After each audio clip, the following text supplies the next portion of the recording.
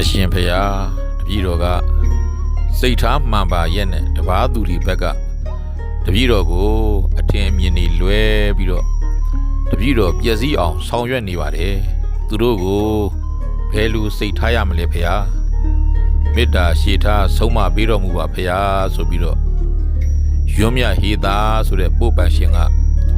ဒေါသညစ်ပတ်အမြင့်ဖြာဆိုတဲ့ပို့ရဲ့အောက်မှာစာလေးပို့ထားတယ်သူတို့အထင်မြင်လွဲတာကိုကဘာများတတ်နိုင်မှာမို့လဲကိုကရှင်းပြနိုင်ရင်ရှင်းပြ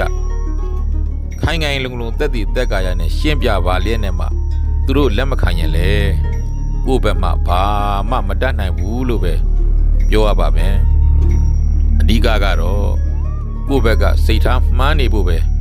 ကိုတတ်နိုင်တာမဟုတ်လားသူတို့ဘက်ကကိုအပေါ်အထင်မြင်နေလွဲပြီးတော့မကြေမနက်နဲ့ဒေါသတွေအာဃာတတွေဖြစ်ပြီး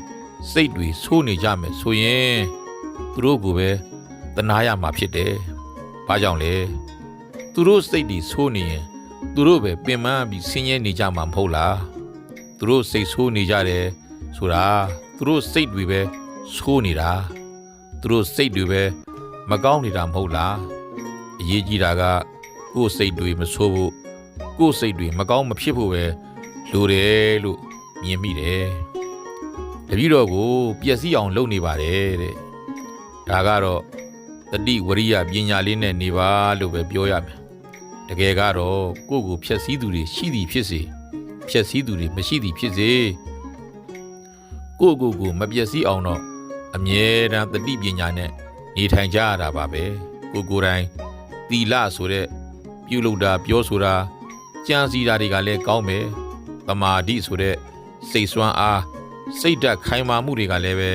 ကောင်းမယ်ပညာဆိုတဲ့အမှားမှန်ခွဲခြားဝေဖန်နိုင်တဲ့ပညာတွေကလည်းကောင်းနေမယ်ဆိုရင်ဘယ်သူဖြည့်ဆည်းလို့မှမပျက်စီးနိုင်ပါဘူးမြတ်စွာဘုရားကိုဖြည့်ဆည်းသူတွေနဲတာမှမဟုတ်တာတာမန်ပုဂ္ဂိုလ်တွေတော့မဟုတ်ဘူးအဆင့်မြင့်ပုဂ္ဂိုလ်တွေကတိုက်ခိုက်ဖြည့်ဆည်းကြတာပါပဲဒါပေမဲ့ဘုရားဘာမှမဖြစ်ပါဘူးလောကမှာတကယ်ကြောက်စရာကောင်းတာကသူများဖြည့်ဆည်းလို့ပျက်စီးဆင်းရဲဒုက္ခရောက်ရမှာတဲ့ကိုယ်တိုင်ဖြည့်ဆည်းမိပြီးတော့ကိုယ်တိုင်ပျက်စီးလို့ဆင်းရဲဒုက္ခရောက်ရမှာတွေကပိုးကြောက်စရာကောင်းတယ်လို့ပြောချင်ပါတယ်သူတို့အပေါ်ဘယ်လိုစိတ်ထားရမှာလဲဆိုတော့ဗုဒ္ဓကတော့ဘယ်သူအပေါ်မှာဖြစ်ဖြစ်မေတ္တာထားနိုင်ဖို့ကရုဏာထားနိုင်ဖို့မုဒိတာပွားနိုင်ဖို့ဥပေက္ခထားနိုင်ဖို့အဲ့ဒီလိုကိုယ်စိတ်ကိုမြင့်မြတ်တဲ့စိတ်တွေဖြစ်